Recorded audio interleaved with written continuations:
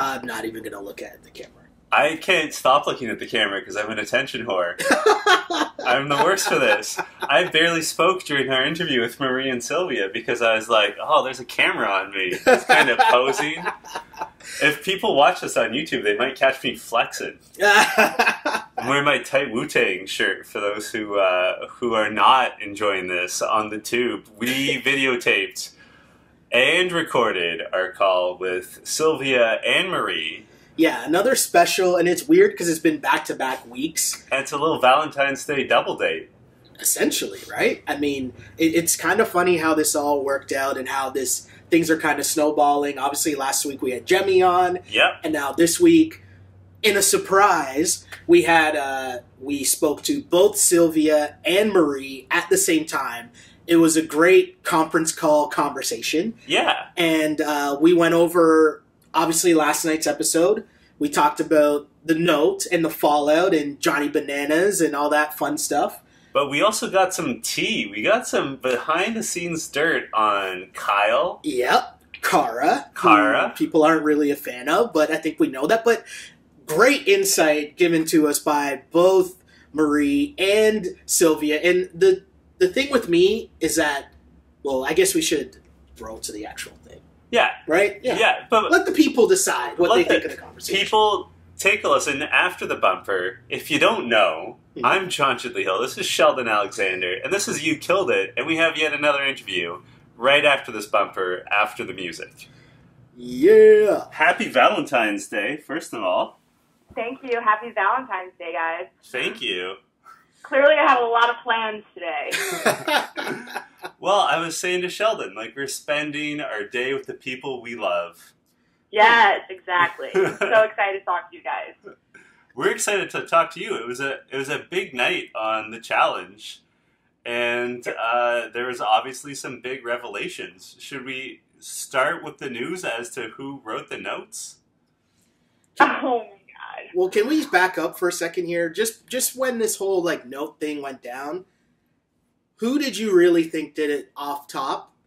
And also, because there are a lot of people that I was like, okay, I could tell they're trying to make us believe it could be them, but you being there, and obviously knowing that it wasn't you, even though people were trying to say that it was you, what were your thoughts as soon as it happened?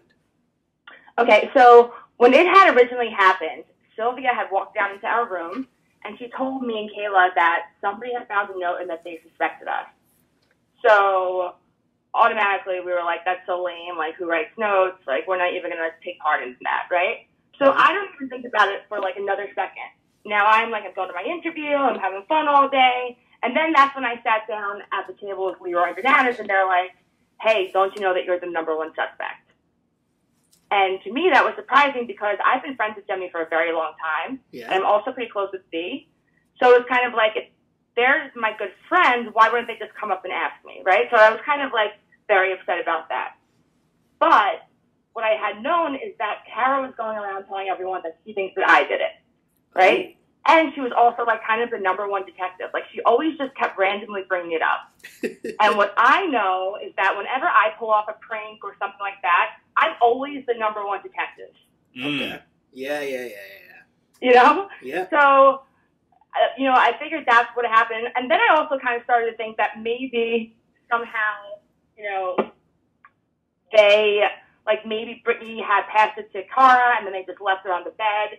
And then once they saw that it escalated, they did it again. Right. So this note caused so much chaos, they didn't even show it. So basically, everyone had their issues. Me, Jemmy, and Veronica now have a huge issue because, when we originally went into the house, we thought there was going to be big rooms like there typically is, not just 4 beds. Yeah. So going in there, I was going to bring in Kayla, all of them, and Jemmy and Veronica. We get there, and Cara obviously, had no friends and wanted to cling on to Jemmy and Veronica, and I was like, hell no. I can't be around the girl. I can't even look at her. Mm-hmm. So we split up, but we split up with the understanding that we all wanted to take Cara down. And you could see that if you watch the clips, of the previews of the season. Yeah. Veronica actually says that. Okay. So now we have this big note issue between me and Jemmy and Veronica, which then essentially split up the rooms. Yeah. Yeah. So I felt like they were kind of leaning more towards Cara. I wasn't, after all this goes down, there were so many fights. I wasn't allowed to go upstairs. My stuff was stolen. What? Yeah, I was like completely bullied about this note. By who? Well, By everyone. Well, I guess by that room, essentially. But I'm a vibes type of person. Yeah. You know, and like, I just knew something was uncomfortable. It was just a very weird situation. And it caused so much drama. You know, it inevitably, like, really put a wrench in my game. Yeah. So And the whole time, me and Cara are blaming each other. So...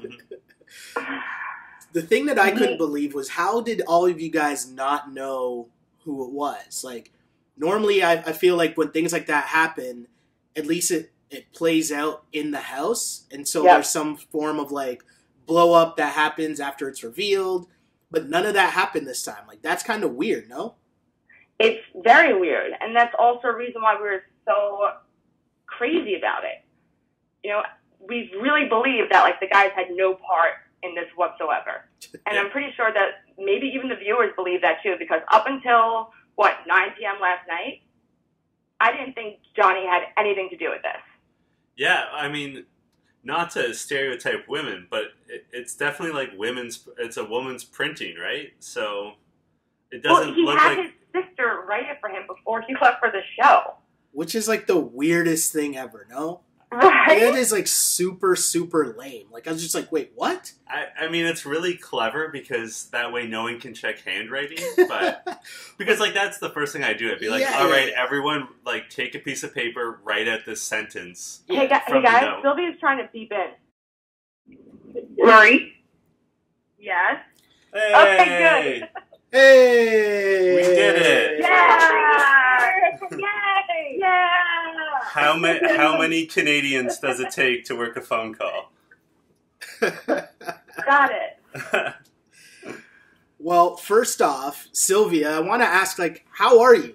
Like, we didn't get much information at all watching last night's episode in terms of, like, what happened, but how are you? Yeah. I'm fine now. I'm better now. It was so depressing, so sad, just because I had battled through that elimination being sick. And then for them to send me home because I had pneumonia was so upsetting. I'm surprised I didn't show the part of my interview where I literally busted out crying because I had thought that they were going to tell me, all right, great, like, you know, you're finally better. You can go back into the house, or you battled your way through the hospital. Now you've got to battle your way back in. Like, I thought I was going to have to go into another elimination, not that they were just going to automatically send me right home without, you know, any warning or at all. So that was super frustrating, super upsetting, because I'd just gotten cleared from the doctors, but I thought I had gotten cleared to compete, and it turns out I just had gotten cleared to fly home. Aw, that sucks. So I have another question that's kind of like, so you actually looked really sick, right? Like when you missed that one challenge, you looked like you were really sick. Obviously you were. There's another person in the house that was said to be sick. The scenes they showed, it didn't appear that she was that sick. And she still remains in the house right now, being called out for being somewhat phony. I would just like to know, like, was Natalie as sick as you? Was Natalie really sick? Was this just another Johnny Banana storyline? Like, or am I reading too much into it? No, I don't think you're reading too much into this at all. Like, for me, I was deathly ill, like, to the point where I had the 102-degree fever. I just couldn't, there was nothing in me that could get this fever down, regardless if I was running on a treadmill in a full bodysuit. Nothing was beating this down. Now, Natalie, I don't even really know what her circumstances were, but I feel like production kind of sways things so that they can keep the drama and entertainment alive for the storylines that they want. Like, truthfully, during my elimination, I definitely think they wanted Melissa to stay more so than me, which is why they allowed so and me just, you know what I mean? Yeah. So I definitely think they play favorites for who they want the storylines to be throughout the house. Can I ask you, how did you remain cool in that situation with Melissa when you're getting like kneed in the stomach, and like Marie too? Like, what was that like to watch that happen to your friend? We were freaking it out. wasn't, yeah, definitely. It was definitely infuriating. Kind of pissed me off. I kept looking up at TJ like, what the fuck? Are we going to continue to allow this to go on? What's the deal? Because, I mean, and I know some people say, oh, she wanted it more. Bullshit. Just because you play dirty doesn't mean you want it more. I was raised right. I was taught to play fair and still win at that. So it was really infuriating to see that they were going to allow so much to happen before they would call anything. And I think it truthfully took me saying I'm going to knock you the fuck out for her to just stop. That was such a G Sylvia. moment. Sylvia had actually won, like, the round, and they called it, like, not a win. She had to do it again. Yeah. Whoa. Yeah. So I ended up winning twice because that third round, I'd actually already won, but then they said I hadn't crawled out on my mat. They said I'd crawled out on the dirt, so I had to redo the entire last third ball. Oh my god. I'm trying to remember who it was. It might have been Jemmy, but someone on Twitter accused TJ of trying to, when he was putting the ball into play, it was Veronica maybe? When he was putting the ball into play. Yeah, it was Veronica. That TJ might have been angling the ball over towards Mel's side, which kind of fits into your theory here about production kind of wanting things to go a certain way. Like, is that something you buy into as well? So here's the thing, like, and I don't want to shoot myself in the foot by any means, but if you were actually there for the full amount of time that everybody was standing out there watching, I know you guys only got a glimpse of it, and some people say, no way, the ball was definitely thrown to my side. If you were actually physically there, standing there watching this elim go on, the ball was, for some reason, always tossed to Melissa's side rather than mine. And no, I don't know how those little pegs work, but it sure seemed like it was always going to Melissa's side. This question's for Marie. From your perspective, what did you think of that crazy elimination? We were freaking out because we had heard the rules before, and so obviously when she started playing dirty, we were all like screaming and like being like, she's out, and you know, like really trying to help them referee this thing. But luckily, our girl Sylvia pulled it out. Unfortunately, she had pneumonia while doing it. Sylvia, a lot of fans on Twitter, on Facebook, on Reddit, all over, are saying that that's one of the greatest eliminations in challenge history. How does it feel to be in a class of like the Johnny Bananas backpack or any of the other classic eliminations? Oh my gosh, it's an incredible feeling. Oh, hold on, guys. Sorry, I'm in my car. I apologize. It's all right.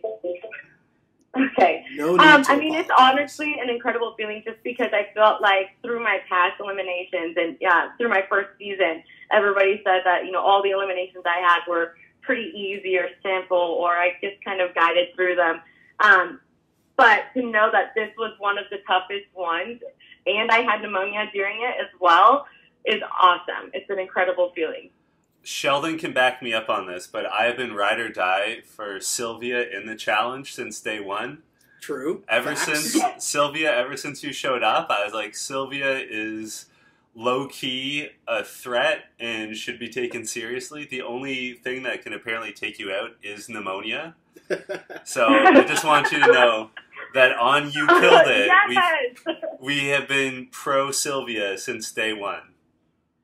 Oh my gosh, that makes me so happy because I don't feel like a lot of people are. You throw one person that you roomed with in the real world house into an elimination, and everybody just can't let it go. So it's like, I was playing the game for me. I thought that that's what this whole thing was about, but apparently not. So Can I ask you about that? Because of all the vendettas, it seems like the most minor thing, but Nicole has really seemed, at least on vendettas, really seemed to hold that grudge. Why is that? Just Nicole's personality? Because she's always talking about like, oh, Sylvia, like you did me dirty, but it's really not that big a deal. well, and first of all, I didn't do her dirty at all. I did Tony dirty. Yeah. Nicole just stuck her nose in a situation that had absolutely nothing to do with her. And so for her to be like, oh, she did me dirty. No, I actually didn't do you dirty at all. You're just shoved up Tony's ass so far that you think it was you too. It wasn't you. And truthfully, during that season, she was the one with all the backdoor alliances or backdoor, comments. She actually pulled me aside before before we had to throw our vote in. It was like, well, who are you going to vote for? And I was like, well, I don't know. Like, I'm not really sure. But she's like, well, we've got to go with the House because the House was on our team. Because in that first challenge on Invasion, Nicole and I were actually on the same team, and it was Tony, Corey, Kayla, and Jenna that were on a separate one. If you guys remember, Yeah, it was a whole group of us, and then them four. It's just like we have to go with the House of people that helped us. So that's what I fucking did, and I don't know how that turned in or circled back to me doing her dirty, but it actually had nothing to do with her. So, who gave you the pep talk though? And Marie did give me that. So truthfully, Marie's and I's alliance happened, day one of Challenge Invasions when she was like, look, you need to vote with the House or you're going in next. Yeah. And I said, okay, fair enough. I do not want to go in next. So I voted with the House. So speaking of this alliance or this crew that you guys have formed in this season of Vendettas, I don't know, like if you follow us on Twitter, it's been a thing on our On This You Killed It podcast. We've called you guys the Shoeicide Squad, which would be your room. Do you like that? Does that work? Do we have your, I love it. We have your permission to continue with that? Okay, just want to make sure. Yes. But your squad of obviously you two, Kayla, and Killa Cam, kind of want to know like just how that alliance came about, but also like why you guys seem to click so much. And is it just something that, like, it seems us watching it that you guys really click, but how tight was that bond and where did that all start this season? Do I take this up, or do we go half and half? Go ahead, because we can go half and half, but you're the one who actually brought Kayla and I together. So Yeah. our whole little origin story. Yeah, so I'm like the plug, right? after Invasion, I had gotten close to Jenna, and through Jenna, I had started talking to Kayla. Mm-hmm. And I knew Kayla was going on, and then we started talking. We both had this hatred for Cara. And then we started to the hotel to leave for the airport, and then Sylvia's my girl. And like I told you before, I vibe with people, and I just knew that maybe they just didn't get off on the right foot. A lot of people actually have that experience with Kayla. But, like, at the end of the day, we needed numbers. Yeah. And it took them, one drink and a hug, and we were set. And then once we got there and we ran up the Rock of Gibraltar, obviously I came on a little bit further back in the pack, but once I got up there, Kayla was just like, she's like, listen, she's like, Cam is sick, we need her in our room. And I was just like, done. Okay. So that was kind of how it all came together, and we all just naturally, we're genuinely friends. Like, we hang out, we talk every single day. Yeah. Every single day. And it's a lot different than a lot of these relationships that you see in the house, because honestly, all these bitches are fake. I swear to God. Like, they're fake to each other, they're fake to us, and honestly, it's very confusing. It's cool being in a house with people that you can genuinely call your friends. Two things. One, very true. Two things. One, I think this episode will now be called I'm the Plug. First. Secondly, I really am the plug. There's going to be more into that too. I'm not mad at that at all. Not mad at that at all. But I was also going to say that if for us, right, as viewers, our normal listeners will know that we talk about it all the time, right? Like, I'm more drawn to the people on the show that come across as real, and people that I can like sit down and have a beer with and shoot the shit, and that come off as like they keep it 100, as opposed to the people that are putting up a front and clearly trying to make up storylines. So it was cool to kind of see all you guys come together. But my other question is, how did it work with Kayla? Just because I know you kind of described it there, but normally it was just Kayla and Jenna against the world every season. But this season without Jenna, how important was it for you guys to bring in Kayla into the fold? So for me, I thought this was a great season for Kayla because Jenna, no offense to Jenna, I love Jenna. She's sweet. She's nice to everybody. She's somebody everybody gets along with. But Kayla, kind of throughout all the seasons, it's always been Kayla, Jenna, Kayla, Jenna, Kayla, Jenna, or Jayla. You know what I mean? So I felt like this was a great season for people to actually get to know Kayla and see that she is her own entity. She can stand by herself. She's funny. She's strong. She has her own opinion. She's not always a duo. She can do everything. She can do things by herself. And for me this season, I got to see her as her own person, and it was great because, you can't not love her once you actually have a conversation with her. And it's not a conversation with two. It's her and her own opinion. So I thought it was a great season for Kayla for people to actually get to know her and her by herself. Mm-hmm. Mm-hmm. Definitely. I agree with that. You kind of touched on this earlier, Marie, but you also have kind of like enemies in terms of Cara Maria. Can we... yeah. What's the issue there? Like, I feel like Cara has... I think the initial stab was Cara had no friends, if I'm remembering that correctly. But let's get a little deeper into that. Like, what's everyone's beef with Cara? I guess my own. 30-30. She was in my room, never had an issue with her, yada, yada, yada. I think one time on a bus with her, I told her that, I really got to make it far. Because, once you go home first, if you don't start showing up, you're not going to get the call again. You have to make some sort of impact. Yeah. Right? Yeah. So I had said that, and then, I don't think that's okay, but whatever.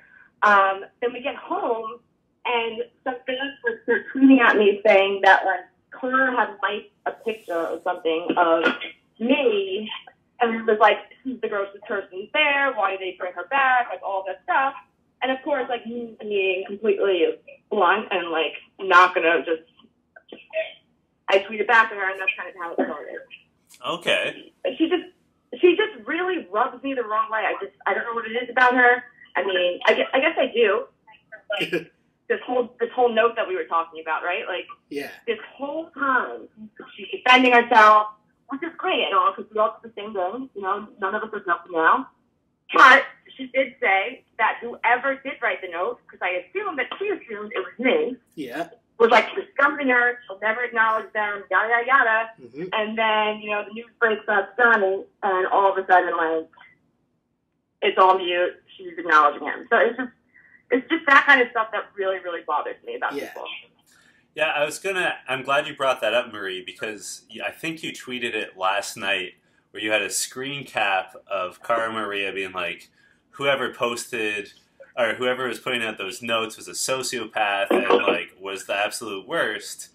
And then you had another screen cap of her just being haha, why though? The classic why though meme.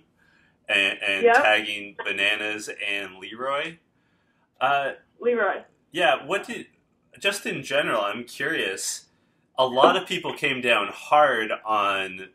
whoever was writing the note, and then when it turns out it's Johnny Bananas, I know it's only 12 hours old, but it seems like he's kind of getting a free pass. What do you think? Shocking. Johnny Bananas getting a free pass? Well, the thing was, it was never about the note, I feel like. The note was so stupid. It really didn't make any sense. The bigger issue at hand and what really came to cause such a rift was everyone accusing everyone the way that we treated each other. Yeah. Yeah, why did that become such a thing? Was it just because of the sneaky aspect of it and kind of you knew someone was just trying to shit disturb? Sylvia, you were there. You give a honest opinion because obviously I'm going to be I'm definitely right, but I was literally the number one suspect. There's a reason why my page came up first. Yeah. There's people whispering about me. I had people, like I told you before, I'm a biased type of person. Brittany, who apparently, wants to be a confessional gangster, goes in there and is Marie's shading and Marie's my new vendetta. Bitch, where? I'm just pretty sure that you were, when? You were talking to me and playing with my hair all day, every day. Yeah. How does that work? I don't know. This no thing got blown way out of proportion, and truthfully, it wouldn't have even been a thing had the girls just looked at it, ripped it up, and been like, "Oh well, I'm not 12. I'm not back in 7th grade. I don't really give a shit if somebody's talking about me." Because guess what, guys? We live in a house where everybody is talking about everybody behind their back. Yeah. You should know that by now. Literally. And everyone kept saying that there was like some personal information or something, and there was none of that. Our room, so went to elimination, we actually got a note as well, and we found it and we ripped it up. Okay. Because it was stupid. Oh God. They, on not last night's episode, but the previous episode, Devon was saying, this is obviously classic psychological warfare, and they used that clip again in the previously on. How spot on was Devon? Like, it seems like he didn't really buy into the note drama at all, or was he on it, but we just didn't see it because of edits? I think the thing that everybody can agree on is Devon is hands down the most honest person in the house. And not only that, I truly think he's one of the smartest players in the house. Mm-hmm. Yeah. But the thing you have to love about Devon, the thing you have to love about Devon is, he's going to be honest with you, but sometimes you don't know if he's being funny or if he's like jokingly like saying something, but he's just great and he will tell the truth and he can read people better than anybody in the house, like other than Marie, of course. Wow, that's so sweet. So it's definitely going to be like, other than me. Another read that Devon seemed to have just nailed in last night's episode was that he called Natalie out hard in the kitchen, which is now a famous scene because of Jemmy just loving the Nutella. But Sylvia, I know unfortunately you were out of the house by that point, but Marie, what did you think of that confrontation between Devon and Natalie, and then later, of course, Bananas got involved? Well, I thought so similar that I had the same conversation with Natalie as well. Oh. I was just like, I ended up, listen, the Dolphins are Team Devon. Like, we, from like day one, which I think we should like talk about in a second, just how the alliances and kind of friendships break down. But, oh yeah, definitely. I think it's crazy for someone to think that people don't know that you have a quote unquote alliance with someone when you're hooking up with someone, when you're, skipping down the beach with Cara every day. Mm-hmm. I actually was I would go downstairs and I'd tell Natalie, like, you need to start talking to, like, my room or else I'm not going to be able to help you. Mm-hmm. Yeah. I'm glad that you brought up wanting to, like, explain all the friendships and alliances, because I have to admit, I do get confused. Like, there's the obvious ones that we can see, like the Suicide Squad. But but there's also, like, I'd always say, like, I know that Johnny Bananas isn't very popular, but Natalie seems divisive. Like, I know that, like, Jemmy really dislikes Jemmy and Veronica really dislike the showmance between Johnny Bananas and Natalie. But I also know that you guys were hanging out with Natalie earlier this week. So, like, could you kind of the both of you, paint us a word picture of all the alliances? Like, who gets along with who? Who's friends but not alliance members? Because from a viewer's perspective, it's very confusing this season. Yeah, for sure. Okay, so I'm hoping that I can explain this correctly. So the reason why I believe that my room is so powerful is because we were the swing vote, and Devon knew that, right? So you have Johnny, Leroy, Kyle, obviously. Mm-hmm. Then you have presumably Zach, Tony, mm-hmm. Natalie because of Johnny, Cara because of Kyle, Nicole because of Tony, and Melissa because of Nicole. Right. Yeah. Now those names alone, that's a stacked little team over there, right? For sure. Then you have the other rooms that are combined where it's like Devon, Shane, Nelson, Josh, Victor, Brad, right? Brittany's with Brad. Kaylee and Josh used to date, so they were kind of connected. Nellie and Jem apparently got really close out of nowhere. I don't know when that happened, but it did. And then Shane and V. Hey. So our girls' room sat directly in the middle of all of the alliances. And at first, we were actually rolling with the whole Zach Tony thing because you have to remember that Kayla was best friends with Jenna, right? So that connected her to Zach. Yeah. Right. I did my first season with Zach. We were plotting before we even went out there. Yeah. Yeah. You know, sure. I'm friends with Nicole, all this stuff. But the thing that people don't realize is that Zach never liked Bananas.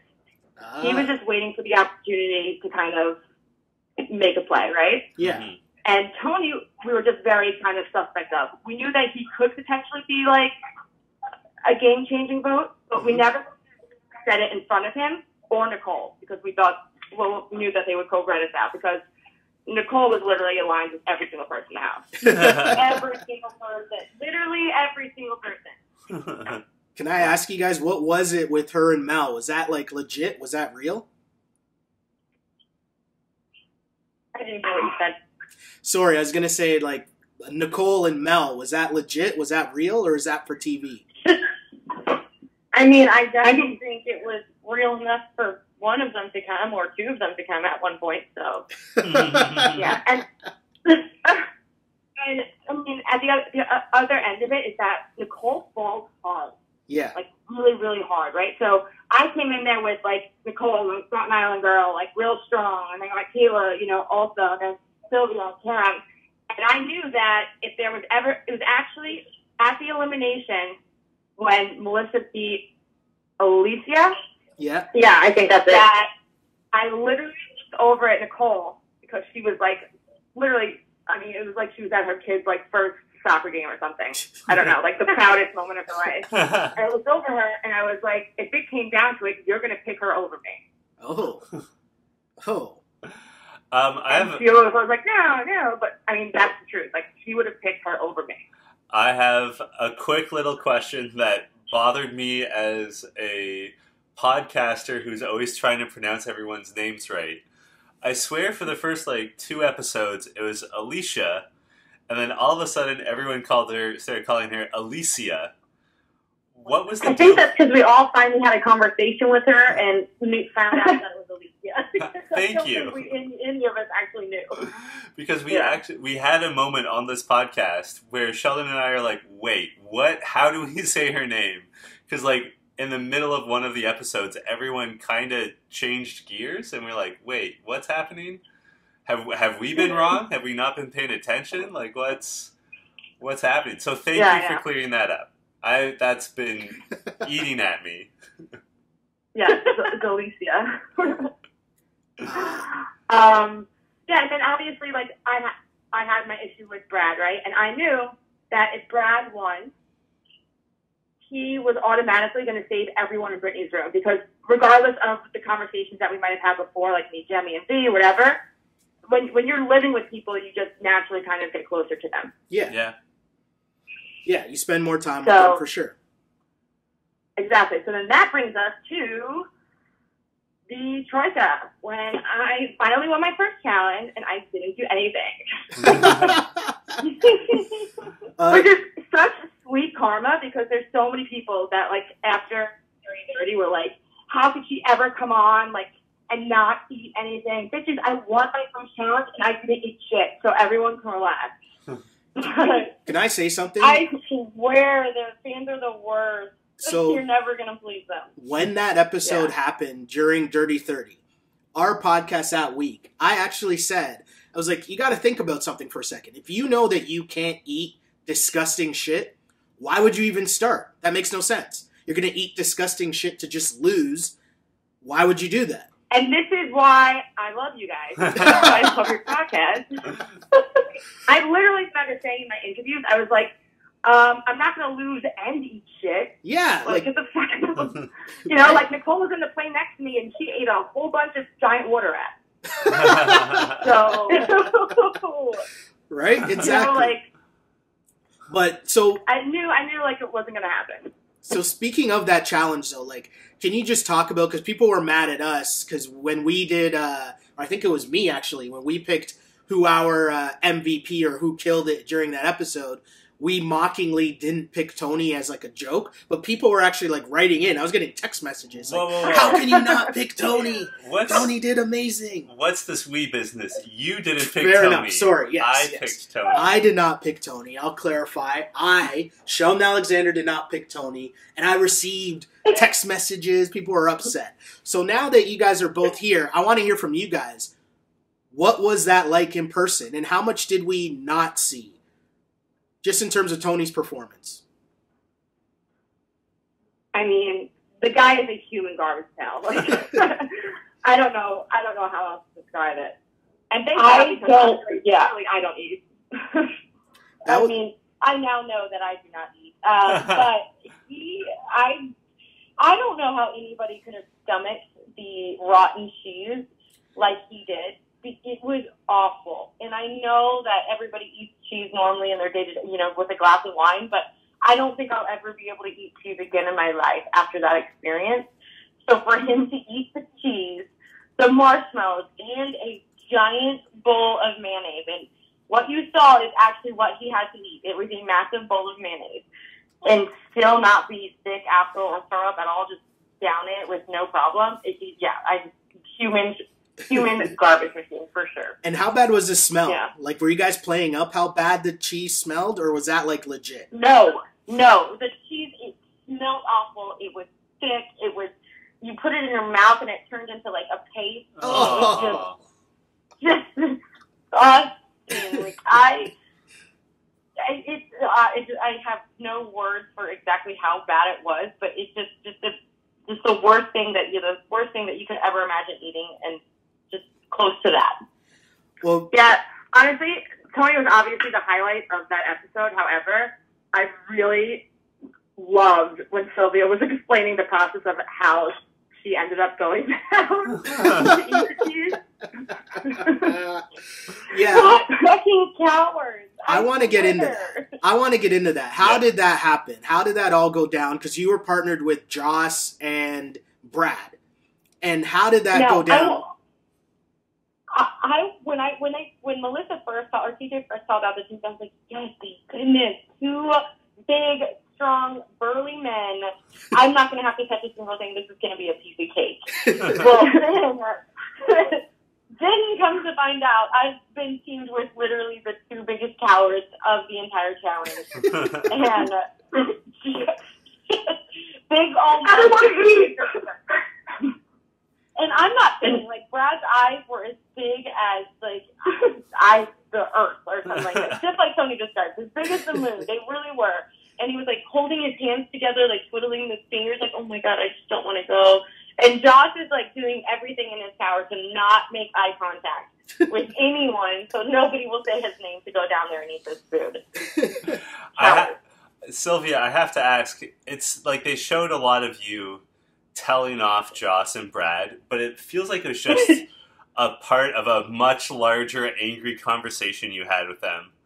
Like, how angry were you with them, and how long did that anger last? Because Joss seemed, like, genuinely sorry. He seemed to have real regret for throwing you under the bus like that. I was genuinely furious with them. Just because I had, here's my thing. I get it was the smart gameplay for them. I understand that, they didn't want to go into an automatic guys elimination. I understand that. But for them to know that I was the one who volunteered to go down there because neither of them wanted to do it. And then I think what was more infuriating is Brad didn't even give it a second thought. It was like, no time. TJ finished the sentence. He was like, oh, Sylvia. You don't even want to consider anybody else. You're just going to say my name like that? Like, no, nothing?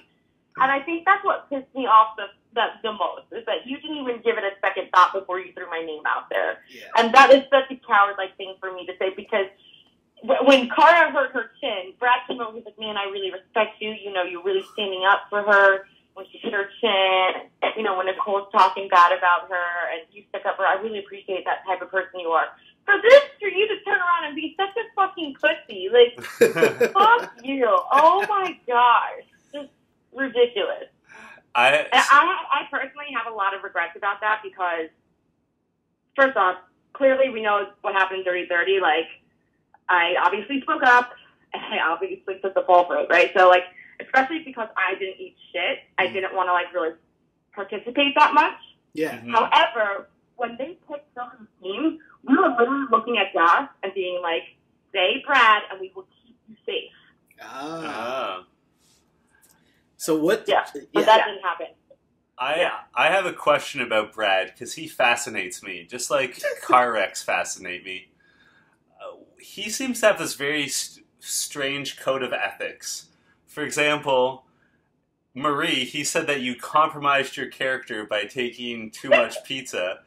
But also, for Sylvia, he seemed to have, like, strong, I don't know, he has this strange code of ethics where, as you said, Sylvia, he has all this respect for Cara, and he's, like, very formal, and, like, in your guys' minds, how do you get into Brad's good graces? Like, what are the things he values, and aside from pizza, and what are the things that he doesn't? Because he has, I don't know, this, like, strange code of ethics that he seems to live by and hold everyone to. Well, other than pizza and Brittany, right? Yeah. Other than pizza, it's not pizza and Brittany, it's pizza and pussy. Like, let's be real. Anybody that was going to give him the time of day was probably going to scoop that up.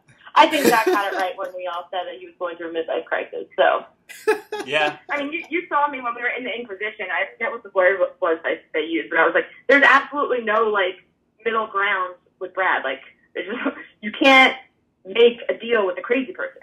Yeah. Yeah. And she would know because she is crazy herself. Exactly. But see, here's something, again, that I don't fully understand is obviously Brad and Brittany were sort of, in terms of alliances, their own island, and people were gunning for them pretty regularly. But you guys seem to like Brittany, too. Do I have that straight? Yeah, I mean, I don't have an issue with Brittany, but Marie's about to speak on how she feels. So. All right, listen. Brittany is a very, very sweet girl. As we have learned a couple episodes ago, she's also a interview warrior. She's like one of those girls, you know, like, won't say shit to your face, but we'll go off and make it like she's a little steamer. That's one. Number two is not really threatened by Brittany. Not to be whatever, like, everyone's praising this girl as a great challenger. You barely beat Nicole Ramos in a rowing competition. Like, I don't know. Like, I felt pretty confident if she stuck around, I'd be able to beat her. Yeah. And on top of that, because I knew she was so shady, I also knew that she was a swing vote. Ah. If we needed her to vote for Cara, she would. Ah. Interesting. But sticking with this whole Brad sort of drama here, I want to ask you something because we touched on it a bit with Jemmy last week, where Jemmy kind of gave us the inside scoop on what happened after you guys win the food challenge, Marie, right? You guys were to Troika, and part of, well, what's happened normally throughout the season, and it even happened again last night, was the Troika got to pick the order and the teams for the next challenge. But that didn't happen for you guys. And at the time when we were doing our podcast, we brought up like the fact that we found that was kind of weird. And Jemmy let us know that you guys actually did do that, and that was all a plan. But we didn't see that on TV. Can you explain what actually happened and then why you think... Get Rhoda, tell the truth. No, seriously though, Okay. right? Like, Jemmy already spilled the beans anyway, so it's not like you're talking out of pocket, right? Oh, don't worry. I've been waiting to tell this to the world, so don't tell me like. So after Sylvia had won, she had the grenades, right? Mm-hmm. And, I mean, Sylvia could attest for this. No one was really sure, like, do you get to keep the money? Like, what's the deal with it?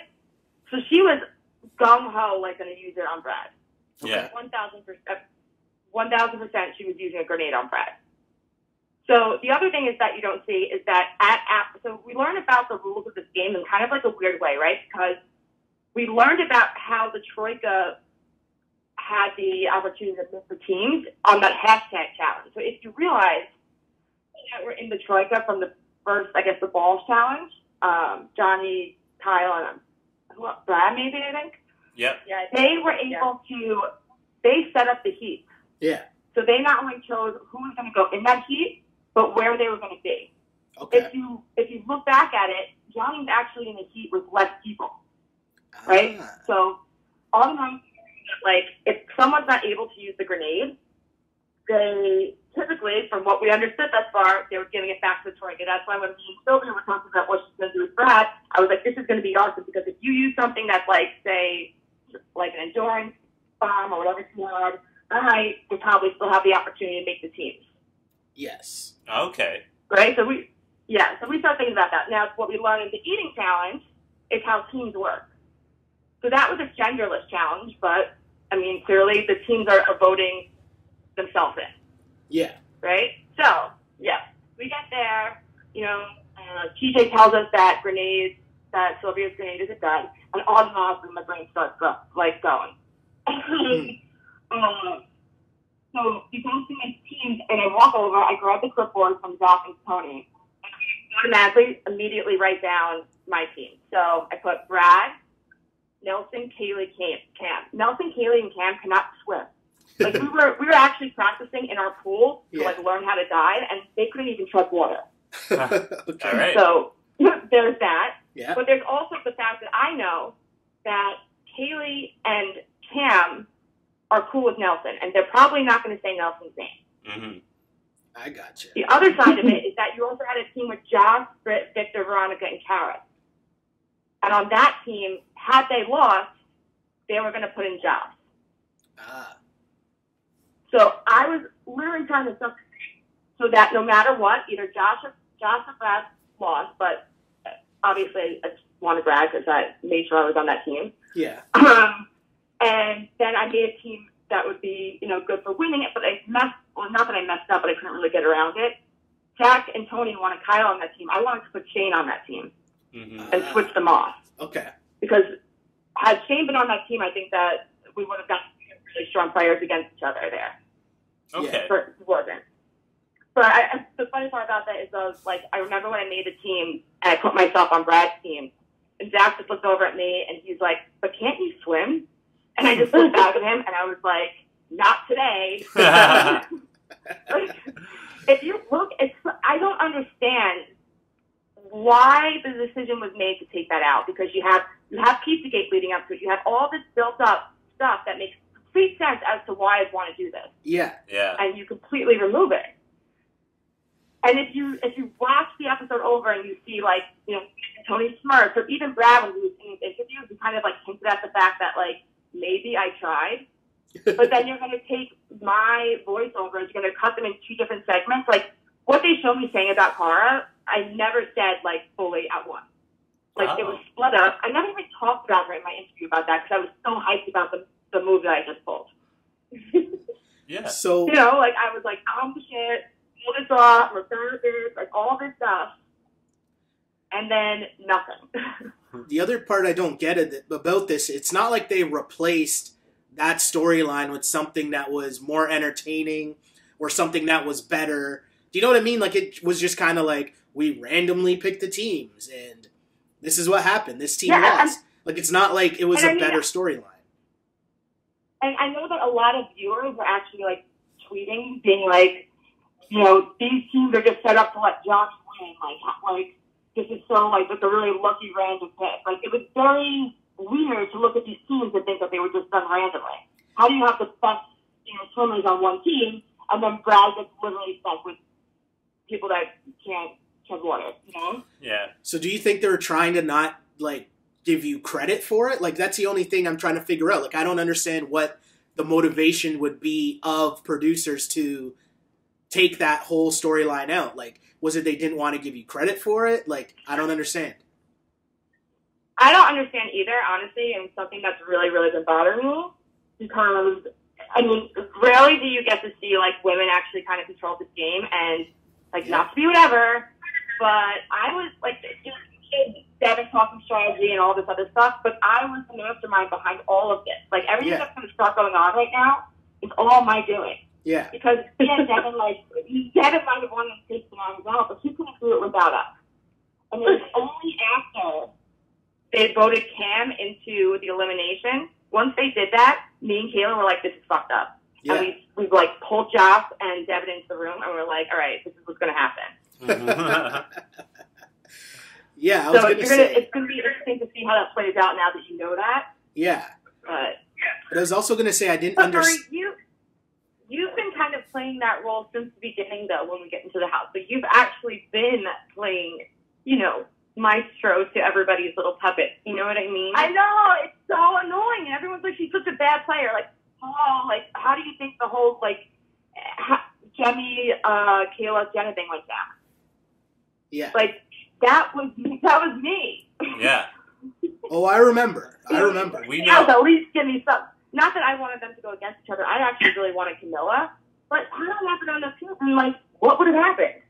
Yeah. The same boring bullshit? Sylvia. Yes, actually, yes. No, so I was going to just say, sticking with the whole theme of Twitter and how, it adds a completely different element to what the challenge is now and just the viewing experience. And, I mean, heck, even just for us doing a podcast, we're able to connect with you guys and do something like this where we can have a full-on conversation. But what I really want to know about is when you get fans that are sort of chirping at you, but they don't really know what's going on. Like Jemmy was telling us last week about how people were siding with Mel after the whole blow up with Mel and Cam happened.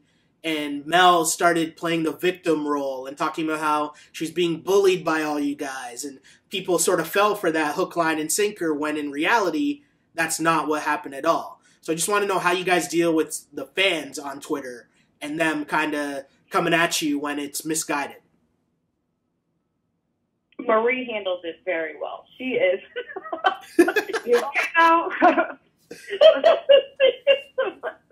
Okay, here's the thing that people, I think, forget. Yeah. Is that we're human beings, right?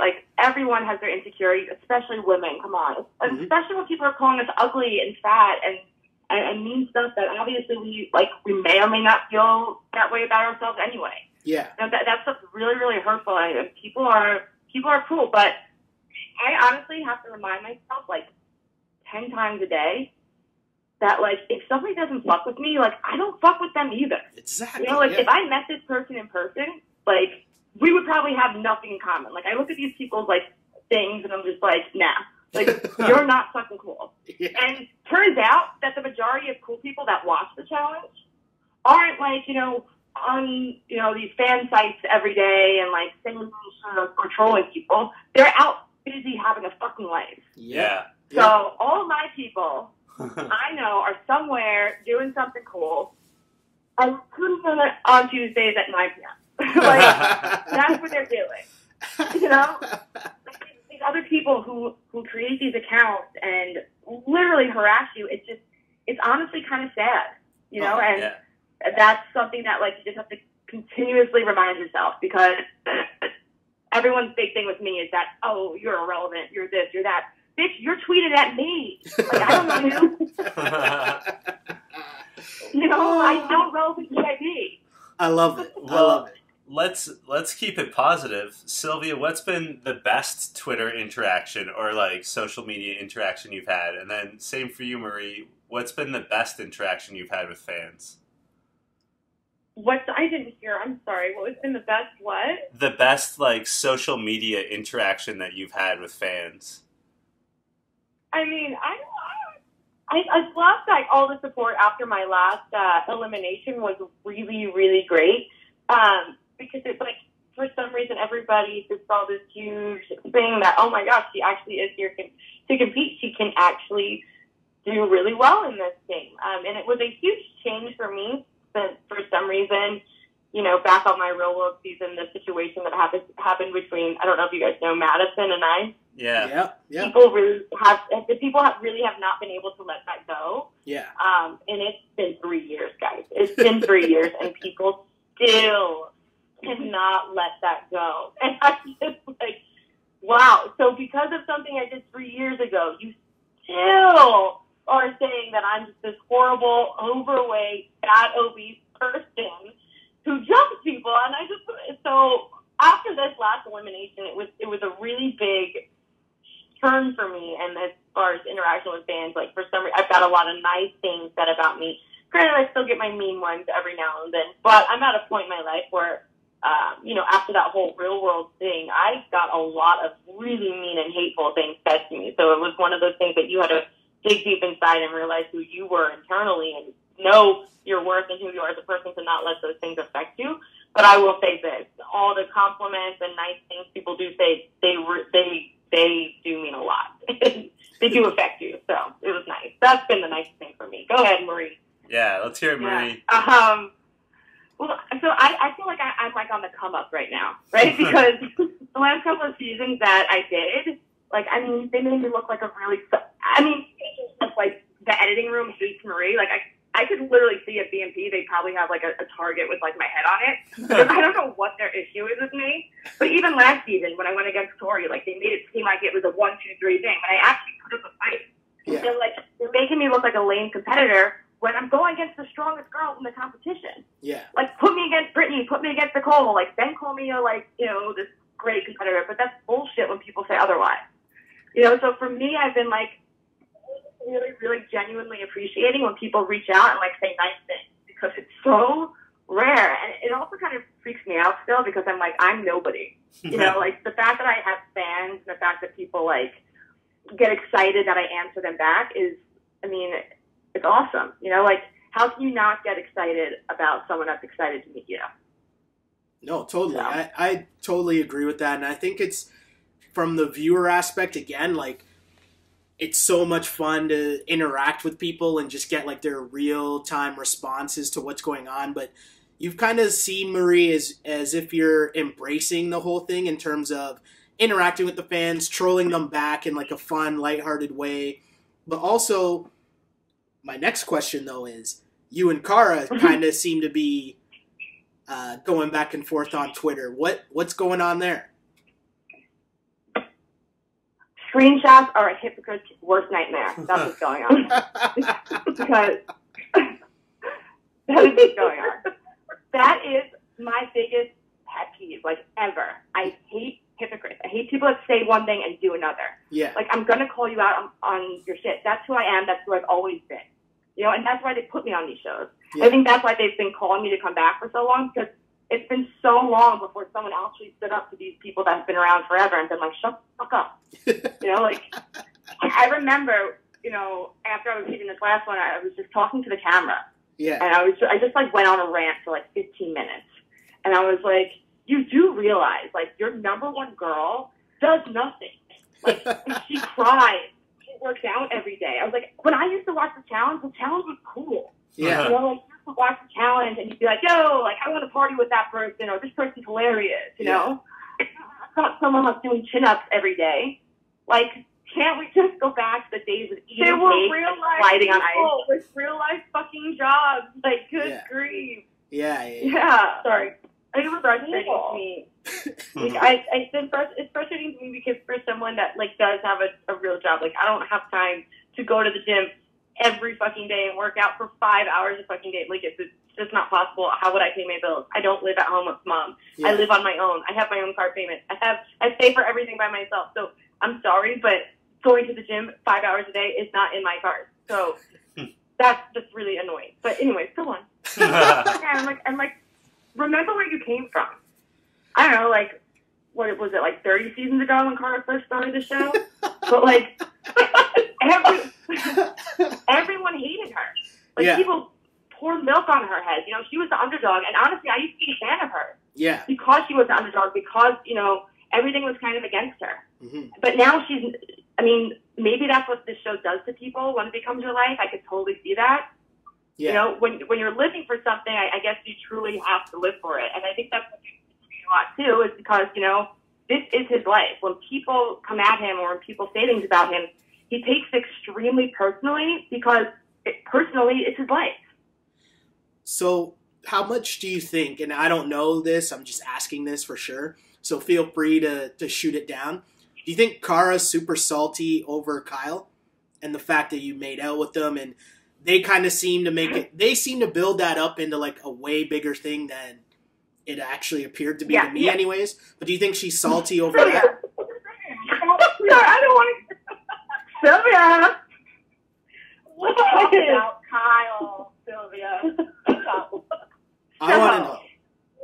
Clearly, in there, we saw Hot Mess Marie in the building. Yeah. Making out. I don't even know what that language was at the end. I literally like pulled my hair out. I was like, oh my god. I was like sitting next to my mother. She'll never watch another episode.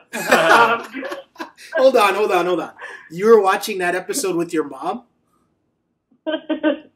Yeah, I really didn't expect it to be like that. I don't know what I was thinking. Like, it was an accident. So good. Yeah, I'm lying sort of because I was in a different room, but I came out and she shut the TV off. And she gave me like those eyes. You know, like you're 29 years old, like really, Marie. It's kind of like when I went to Vegas and I came home with no voice. She's like, does anybody else sound like that? He's like, sorry. But so that happened, right? And then Cara, you saw us like in the hallway, and she's like, "Oh my god, I'm so jealous of you and Kyle, like whatever." And you know, she's like, "But you can have him. Like, I'm not going to do anything, whatever." That same night, she went and she gave him a blowjob, and that was like that was it from there, right? And I was like, "I'm not continuing with that, nor do I want any of that." You know, like keep that to yourself, not me, not continuing with that. Hold on. And then that same night. That same night. Yeah. Amazing. She's all about telling people that she loves sucking dick. So this is nothing new.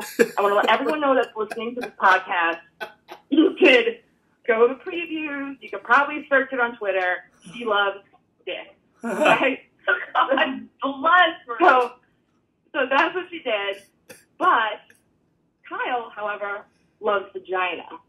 And what I know about Kyle is that after, like, you know, he becomes serious with Cara and all of this stuff, he happened to hook up with another one of our housemates.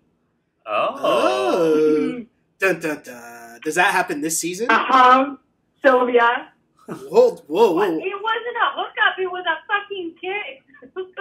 One little kid. We're having this discussion. I'm a prude. Sylvia, what One happened? minor kid, one little bitty kid, and it definitely wasn't a blowjob. So. But Yeah. like Well, this he kiss. went around. He went around telling everyone that he only really liked Sylvia, and he would talk shit about Cara. I remember sitting in my interviews and I'd be like, "What do you think about Kyle telling you that you like Sylvia?" And I was like, "I think it's fucking hilarious because the one person in this house who's supposed to like Cara doesn't like Cara." And like I thought like the beef was squashed. Me and Kyle, I thought we were cool, Yeah. And then like you see shit like we saw yesterday or whatever, where he's like, "Oh, she's such a bitch." Bitch, what did I do? Like the only thing that like really happened with all of the situation was he had hooked up with Nicole or something. I walked downstairs into Nelson's room, and they're like, "Oh, what's going on upstairs?" And I was like, "I don't know, everything's going crazy." I was like, "Kyle's hooking up with Nicole, whatever." And I went back and Sylvia, were you here for this stuff? When he was hooking up with Nicole? Yeah, when he like fought with No, me? I was gone, but I heard all about him hooking up with Nicole, Donata, and then he had just found out about me Cara had just found out about me and him, and he denied it. Yeah. So Yeah, and then so basically, he hooked up with Nicole. I would jokingly or in some type of passing tell Nellie because I don't know, I didn't think it was a big deal considering he hooked up with her in front of everybody. Whatever. I come upstairs and he like starts like kind of yelling at me like, "You think I want to hook up with you?" Like coming at me, and I was like, "I don't know what the fuck you're talking about, Kyle. I'll talk to you tomorrow." So obviously, go to bed, come back out tomorrow, and he like starts like kind of going off on me, and then I just obviously popped off too. And I was like, "Well, if you don't want anyone to know you're hooking up with the fucking entire house, don't hook up with the entire house." And I think that's where the beef kind of started with you and Kyle. So yeah, which is a fair statement. It's a fair statement. So Sylvia, I know it was just a kiss with Kyle, but kisses just don't come out of nowhere. Can you give us some background as to what happened? So I don't know if you guys remember the night that. First of all, Kyle is very flirtatious. The one thing I found out I now come to realize about these British people is they are so flirtatious. Like they flirt with everybody. Melissa would have sat on a fucking steering wheel if she thought it was going to give her attention. Like they just flirt with everybody. I don't know if it's something over in the UK that it's okay to flirt with everybody, even if they have a man, whatever, or a woman, whatever. But he was very flirtatious. And the night that Cara actually hit her chin on the ground, when she had to go to the hospital and get stitches, Kyle and I actually sat outside and had a very long conversation, and we talked for quite some time. That very next day, we all went out to the beach, and that's when it happened, because I just felt like we kind of connected. I did think it was semi-attractive, but obviously I'm not a person that is going to go around and hook up with somebody that's hooked up with the entire house. But, you know, a couple sangrias in, a couple shots of tequila in, and so here you have it. But and exactly. Go ahead. Go ahead. No, all I wanted to say is that was it, and it was that one kiss, and from that point on, it was literally nothing else. So is Kyle just and that dude? Everyone out there who's listening, who thinks that I care about Kyle, Sylvia, who is my number one? It's always going to be Devon and Marie for life. Oh, okay. I love him, but he's terrified of me. We would we'd be walking out, like, 'cause he had a girlfriend, so it wasn't anything like he could really move on. But we'd be like walking out to like the challenge bus, and we'd all be like in red jerseys, and I'd be like, "Dad, did I ever tell you that you look really good in red?" And just like say like really ridiculous shit to him. But yeah, that's fair. Yeah. Devon's my man crush too, so I get where you're coming from. Hold on though. What is it about Kyle? Like, what am I like? I'm a straight male, cool, but I can appreciate another good-looking male. What is it about Kyle? Like, is Kyle just that dude? Like, is he that suave in person? Like, what am I missing here? Well, no. He played the entire house. He came off as this really sweet and genuine person. At least that's what it felt like. To me. And I felt like he did kind of get along with everybody because he was funny. But turns out, after watching the episode, I thought he was pretty funny. Well, that's because you guys hated each other immediately after the skit. Well, and I just felt like after watching all the episodes, you really realize he's just a dick. Because he's an asshole. So I don't know. And the hair plugs were one of the first things we all noticed. Yeah. But obviously, I don't think anybody said anything about it. We just kept trying to look closely to see if that was actually what we were seeing, or in hair plugs. Yeah, I saw that on Twitter. We're actually hair plugs. Yeah, Shane lit him up about it on Twitter last week. I woke up to that Twitter storm like the other day, not even asking for Shane's help. Like, wasn't even going to comment on it. And he went in, he changed his profile to I saw that. Shady Shane is hands down the best to spill all the tea if you fucking lit a fire under him. That was amazing. Oh that was amazing because I kind of stumbled upon that and I was like, wait a second, what the hell is this? But so good. One thing I do want to ask you guys about is where did Killa Cam get that fur from? Where did that come from? Like, you guys are in a hot ass location, and where all of a sudden did the fur come to go to that Inquisition? That was awesome, by the way. Where did that fur come from? It was a blanket in the house. And she claimed it day one. And she that wasn't the first time that she wore it. She wore that thing everywhere. That was so everywhere. Nobody could touch that blanket. It was Cam. That's it. Yeah. She would fold it up and put it at the end of her bed like it was part of her room. So what can you guys tell us? Like, obviously not trying to get you guys in trouble, but what do we have to look forward to coming up on this season of Vendettas? Marie's just going to light it the fuck up. You guys just be... No, honestly, you're going to want her back on the show. Okay. I definitely did light it the fuck up, but hey, considering my editing so far, you probably won't see any of it. So, let's not count on that. Hold on, or they're just saving your best parts, right? They didn't want the whole season to be all about I don't know Marie. if the one thing I got left in my pocket isn't the best Marie. Let's just So yeah, maybe they will show it because they want me to look like the crazy white girl. So that's exactly why they're going to show it. Potentially, yes.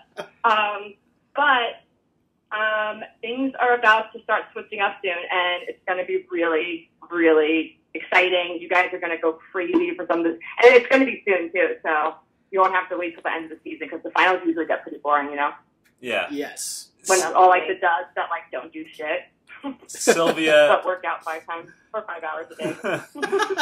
Sylvia, unfortunately, we know that you didn't last that far into the season, but do you think that you'll be back on at some point, back on the challenge? I think I'll be what? Will you be back on the challenge? I think if I were asked, I'll definitely want to come back so I can redeem myself, because I'm not about to go out the way I did, and I want to prove myself on these shows. And I am really fun, and I am really dramatic. If they would just keep me on long enough to see that. I like that. So you can't hang around with me if you're not slightly dramatic. I'm so pissed about it. I'm like, guys, I was really doing really well this season. I was really coming to, cause problems and sure shit I get pneumonia. I get sick on every season I'm on. It's like, God. I asked this question to Jemmy when we talked to her last week, and I just love getting you guys' opinion on this because it is one of my favorite things that happened on this show, the challenge, are the club scenes. And the reason why is because I overanalyze these things. First off, I love going out. I love partying myself.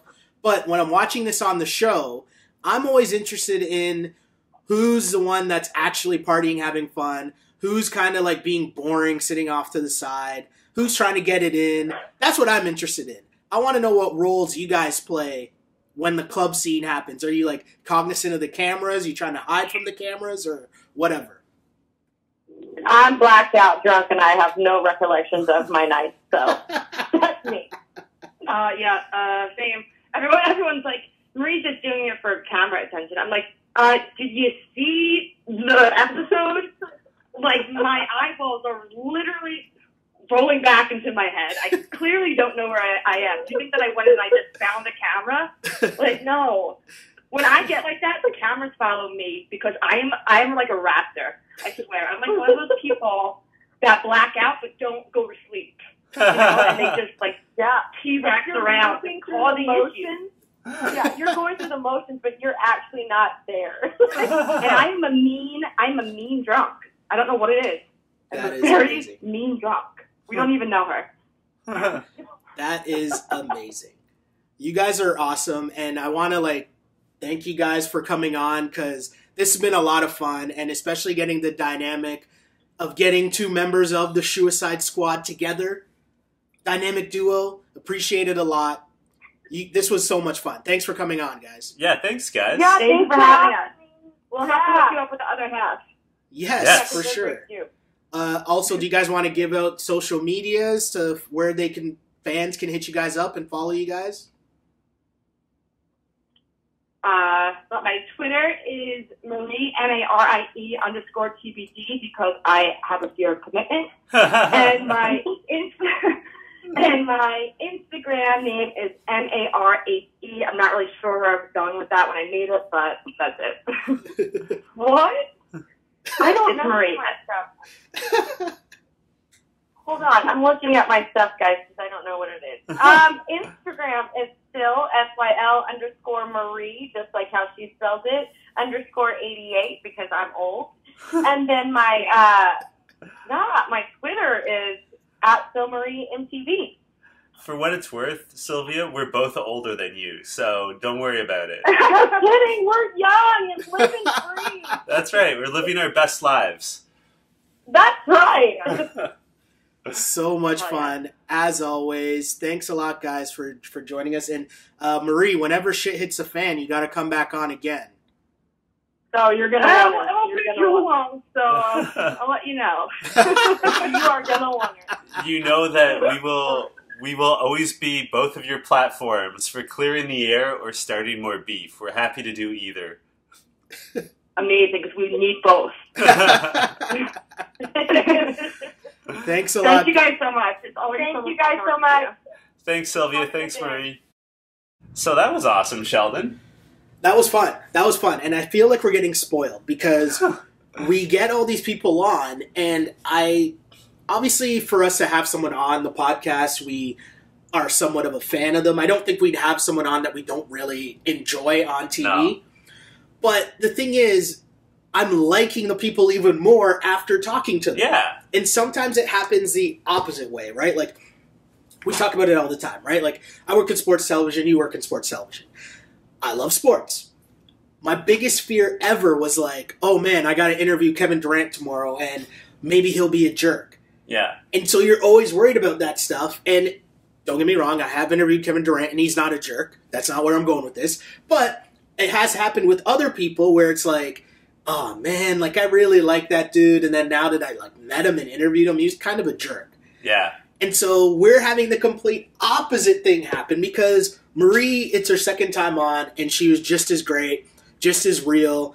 And bringing on Sylvia just added another dynamic because they were both so loose and so just like energetic to like talk shit and be honest and like call each other out, call out the house. Like it was just so much fun. My crush for Sylvia has only grown. Yeah. I think I was tongue-tied. I was just like, oh my god, I'm talking to Sylvia. Sylvia, I love you.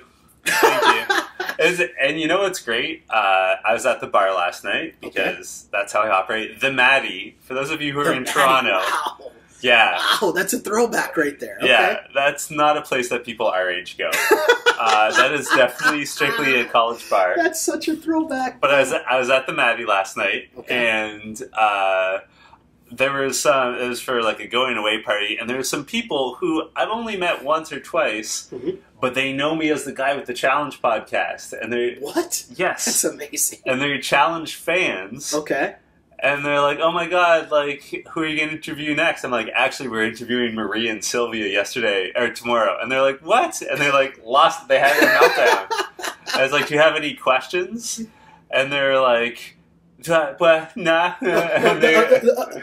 And like you were saying, it's so cool that Wes and Emily and Marie and Sylvia and Jemmy, the 5 people we've now had on from the Challenge, are all super cool. Like, I want to hang out with them for real in real life. Yeah. And like you said, I think I'm a little more cynical than you. I don't want to hang out with most of the athletes that I meet. Like, I'm not feeling most of them. So it's super cool to have this opposite experience where they're really awesome. And I just I feel like I'm in advertising for Toronto, like the tourism board, trying to get all these people to hang out in Toronto, come to OVO Fest or whatever. But yeah, it was so great talking to them. A lot of insight, a lot of tea being spilled. Do you know what was interesting for me with this whole thing was just the fact that last night's episode was kind of like, nah. Well, I really enjoyed it. Really? I found it kind of blah, just because I was like, the Johnny Bananas thing to me was kind of a letdown. It was a letdown. Right? And then, because nothing else happened after that. It was just kind of like, oh, Johnny did it. And then, that was it. And then it went away, and it was like, okay, that was just dumb. I liked the eliminations, though. And I liked the challenges. Yeah, so the concept of... So what do we start with first? Let's start with the actual challenge. Brad versus Victor. No, I thought you were going to tell. Oh yeah. So it started with Brad versus Victor, which I thought was kind of cool. It was a classic one of those challenges, one of those eliminations where it's physical, but it required strategy. Yeah, Brad had the right strategy. Have sex with the water. That was the strategy. Just the cutaways of Brittany were so funny. Oh, she was loving it. She was loving it so much, and it was just a good job of editing, a good job, and the slow mo, and fellas, that's why you have to have strong hips. Brad's hips did not lie. Is that what we're saying here? He's on that Shakira workout. It was a good elimination round, and to see that go down, that was kind of cool. But Victor's gone. I was kind of not thrown off, but I was kind of disappointed that Johnny Bananas would do Natalie's work and get Victor out. Because to me, it didn't seem like Victor posed that much of a threat to anyone yet. So that was kind of weird to me, but, also fits in with what the fuck Johnny Bananas has been doing. Because I just feel like it's kind of been an odd season for him so far. we talked a bit with Marie and Sylvia about the edits that Johnny Bananas gets. And last night, now watching it through that lens, right? Because now we've heard it from Jemmy, we've heard it from, Marie and Sylvia, just the opinions of, we know it's Johnny Bananas' show. Yeah. Right? We get that. But watching it through that lens last night, especially when that Devon argument came up, I felt like a lot more probably happened there, and they sort of saved face with Johnny Bananas, because he didn't look that bad, but you could tell Devon was, dominating that conversation. Yeah. Well, I mean, I love, as I said in the interview with Sylvia Marie, I love Devon. He's my man crush. Yeah.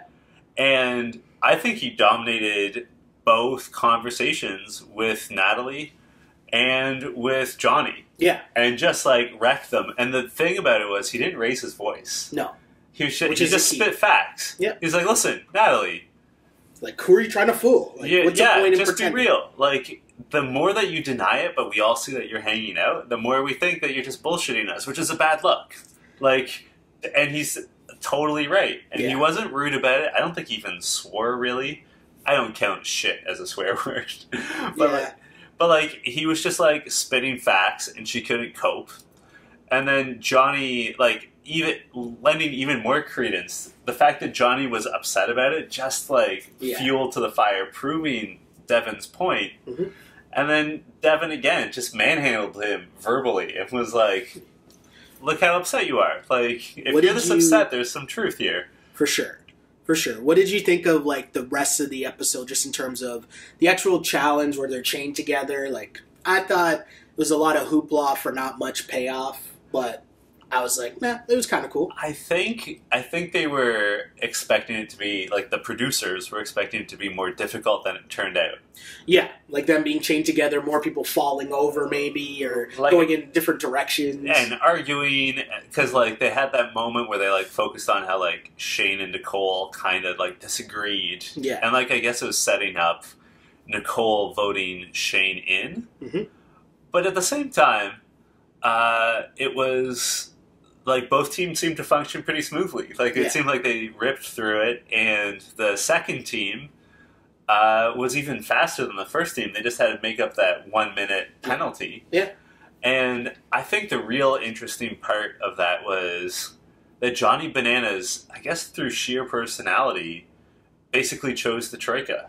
Yeah. And took himself off of it, too, which is smart. Still controlling it, but making it seem like he's not controlling it. But I think people kind of saw what he did, but it was too late. Yeah. Do you know what I mean? He kind of did it, and then it was too late, and then everyone's kind of wait a second, what did he just do?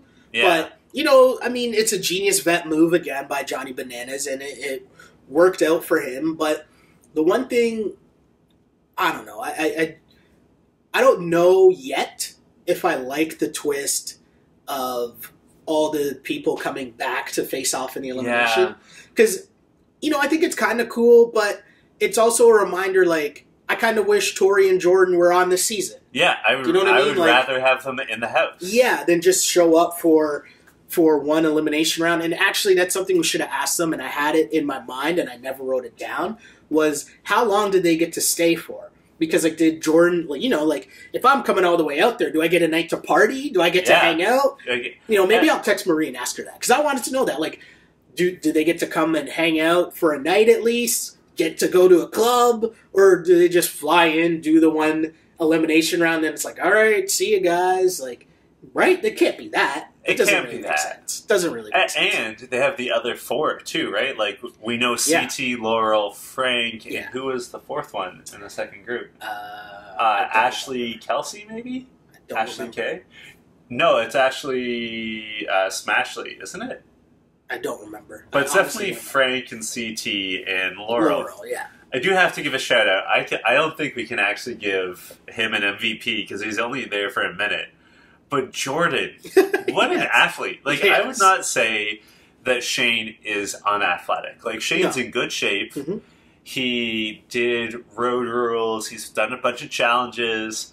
And, Jordan didn't make him look silly, because that makes it sound like Jordan was disrespectful. But Jordan just came in, got the job done, and fast. But this is like, what I mean. Not in doubt. This is what I mean. I don't know if I'm fully on board with this, just because I feel like it's super unfair. Yeah. Because, like, okay, obviously CT and Derek and Jordan are all good competitors, but they're all very different competitors, right? And so, you know, it would be such a completely different event. Or maybe the other way to look at it is, if I was one of the females in this elimination round, would you rather go against Anissa or Tori? Yeah. Both of them are probably pretty good, but completely different, right? Tori's probably going to be more agile and quicker and maybe have better endurance, but Anissa might just be able to bully you and win.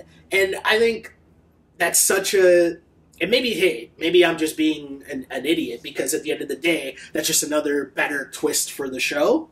And the elimination, you know, like, you think you have it figured out and who you're going to put in, and this person's going to lose for sure, and then, well, they're actually going against CT, so you thought they were going against, I don't know. It was going to be Joss versus Yeah.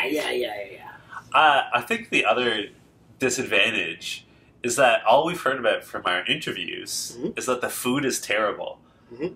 And, like, obviously there's some sort of ailment going around the house, because Sylvia was very sick. Natalie might have been sick. Yeah.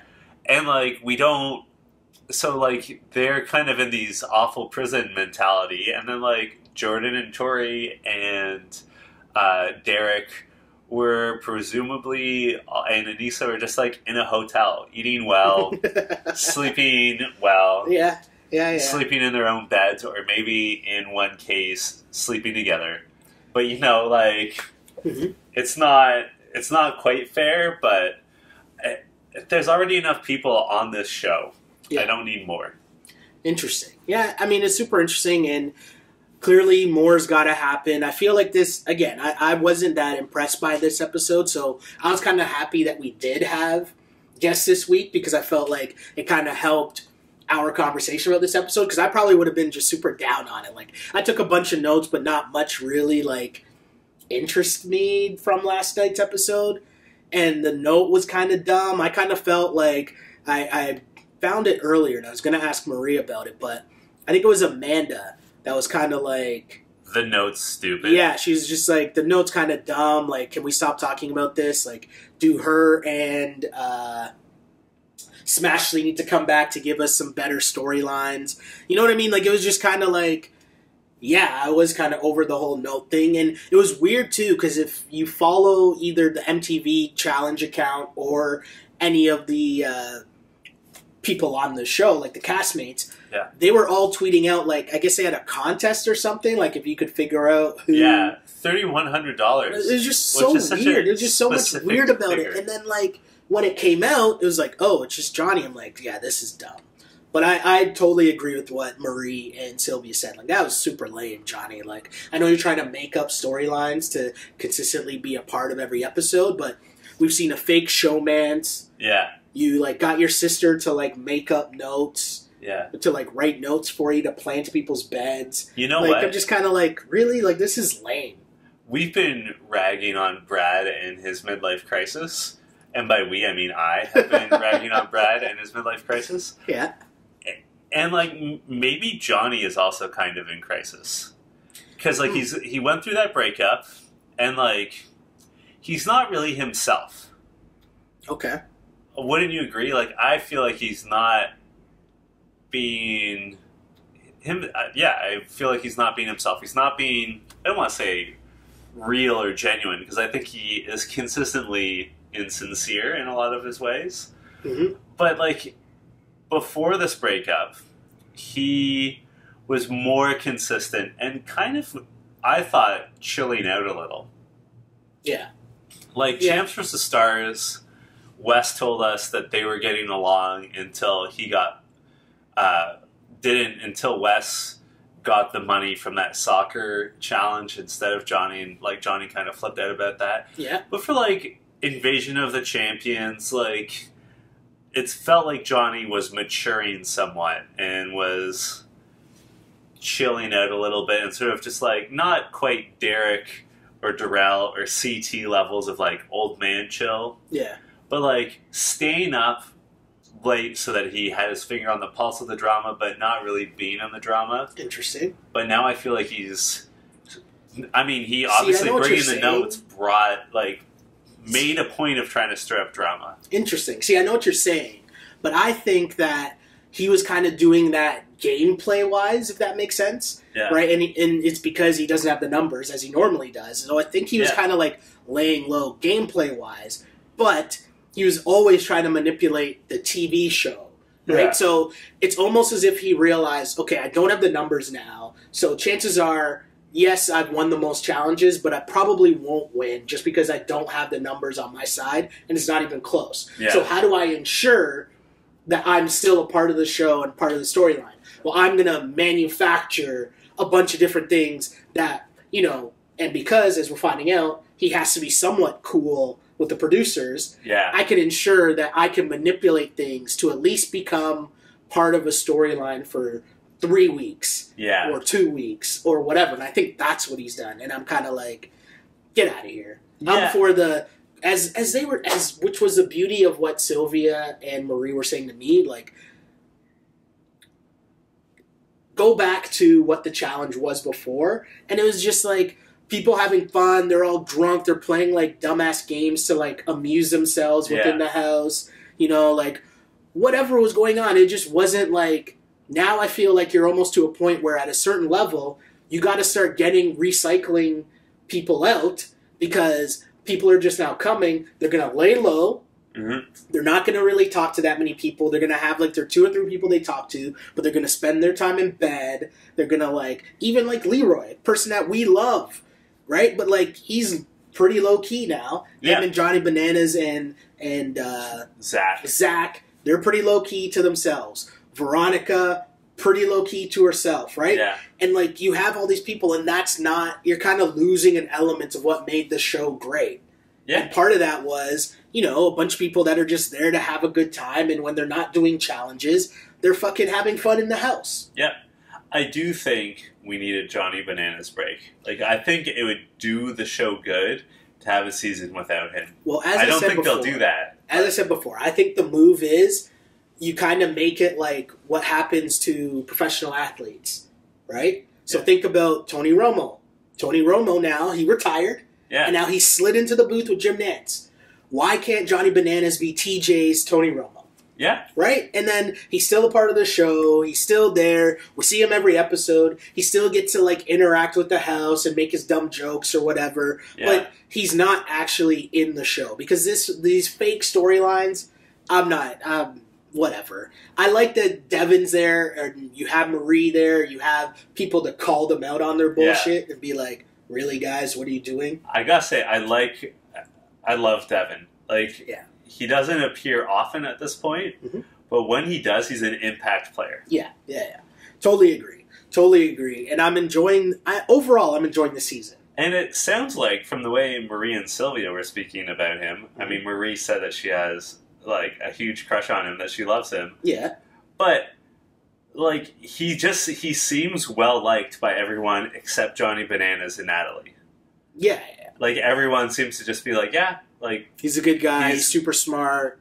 Yeah. Like funny and like Sylvia mentioned or Marie mentioned that he has a girlfriend.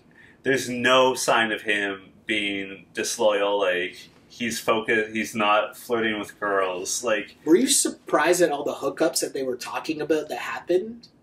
I was and I wasn't. Seeing from like Twitter and stuff. Okay. From previous seasons. Yeah. I think there's way more hookups every season that we just don't see because it's just like for sure. A make-out session. Yeah. Or whatever. Like there's too much to show. I know what you're saying. There was one season, I forget who said it, but we're saying that like all the action was all the girls hooked up with each other. And that there was like a lot of lesbianism going on and that they just didn't show it. Yes. I think it was one of the Battle of the Exes seasons. I don't remember. But I have like a faint memory of it, but I don't remember specifically what season it was. It came up on like the reunion where everyone was like, oh, there's no hookups. And they're like, well, there was. Yeah. It was just all girl on girl, and they didn't show it for whatever reason. Also, too, do you know what's kind of cool, John, that I want to touch on? Because Marie talked about it during our interview where she talked about, like, the fans that are out there that, like, will tweet dumb things at them and, like, just, like, whether it's, like, you know, you're talking about a girl's appearance or whatever, like the keyboard gangsters, right? Like, we all know what it is. We're all involved with the internet on some level. I want to say that I'm super happy that we've been doing this podcast now for over a year. Numbers are doing pretty well. Like, there's a lot of people listening on different platforms and different avenues. And we don't really get much of those people commenting on our shit, and I love it. Yeah. Because it's not what we do. Like, there's a bunch of... I was reading on... I think it was in a Reddit page or whatever. Like, someone was just listing off. Because someone was asking, like, oh, what are a bunch of different challenge podcasts? And someone had a full list, and there was, like, maybe 12 different ones or something like that, right? And it's interesting because obviously you know what the different styles are going to be. Like, Derek's podcast, obviously he's on the show, so it's going to be a lot of it driven on, like, what guests he gets and all that, and he might have insight to it or whatever. You're going to have, like, the really nerdy ones, like, breakdown of, like, what's going on. You're going to have, like... That's more us. That's for closer sure. to us. But you're going to have, like, the super pro ones that are just like, oh, man, the girl's so hot. Like, you're going to have all that. But also, too, the people that are interacting with those things or listening with those things, I feel like are the people who, you know, I'm happy that we're not interacting with, if that makes sense. Yeah. Right? Because, like, what is going on in your mind that you think it's a good idea to, like, message Jemmy or Marie and be like, hey, I think you're ugly, or whatever, right? Like, you're watching them on TV, because, hey, there's people that I dislike on the show, but I'm not going to message Johnny Bananas and be like, you're a loser, bro. Like, what sense does that make? Or watching a television show, you know what I mean? Like, it's just so weird to me. So I was happy that she brought that up, because it is such a, like, weird dynamic that I don't really understand at all. Yeah, I agree with everything you just said. First of all, I think you and I are both of an age, and we're both in a place in our lives where I don't feel like criticizing people generally, unless it's someone's behavior. Like, I've been critical of Johnny Bananas. Because I think he is being shitty. Like, I think the things he said about Jemmy on Twitter, I think are shitty. For sure. Because, like, criticize someone for their actions, not for who they are. Yeah. And he doesn't do that, and I don't like that. And I think he has been two-faced. But, like, I can stand by that. I don't get the people who are, like, coming out and, like, tweeting at people and being like, oh, you're fat. First of all, I don't think anyone on the show is fat. For sure. Like, they are all in good shape. It's just, like, there's some who are in better shape, who, to Sylvia's point, are working out 5 hours a day, and there's others who don't have that kind of time or inclination. And do you know what the biggest thing was? It was, I think Sylvia was the one that said it. It's like, or maybe it was Marie, whichever, but it was like, we're real. I think people forget that we're real people. Right? And I think, like, that to me was a reminder of what I'm watching.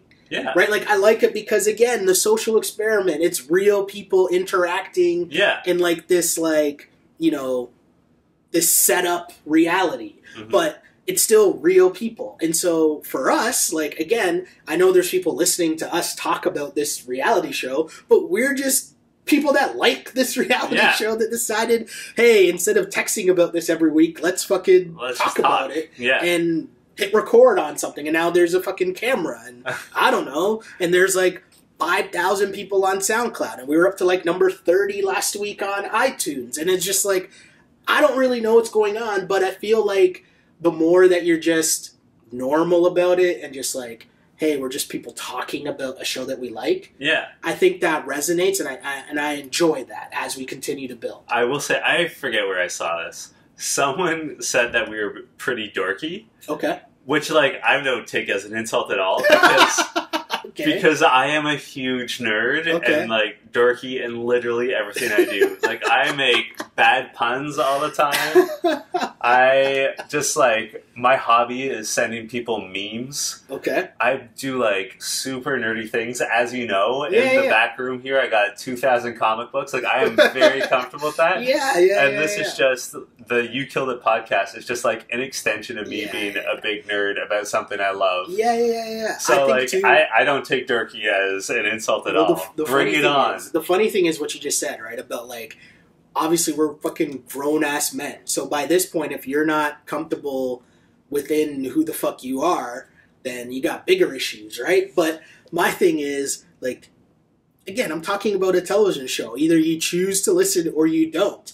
But the biggest thing, and one of the dudes I listen to all the time, his name is Charlemagne the God. He's a radio host in New York. I don't like Charlemagne, but go on. No, but so, like, I listen religiously to the Brilliant Idiots podcast. I listen to the Breakfast Club here and there for different interviews and stuff. But one of the things he always says that always stuck with me, he's always like, live your truth, and then nobody can hold it against you. Yeah. Right? And it's the most real shit ever. So, like, as you said, is someone going to call you a dork because you sound like a dork? Like, you're like, shut up. Like, I don't care, right? Like, I'm me. Yeah. And, like, are you going to chirp because we're talking about a reality show? Like, sure, but it's a show that I like. And now you're, as Marie said, you messaged her to say that she's, what was the term?